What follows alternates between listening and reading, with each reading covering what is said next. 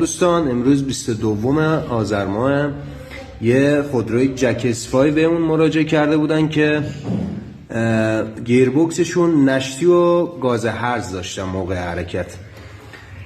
متاسفانه به نشتی روغن رو بی‌دقتی کرده بود، نشتی گیربکسشو هی نشتی میکنه، روغن گیربکسش کم میشه و متاسفانه جعبه رو باز کردیم، ببینید صفحات رو سوزونده، ببینید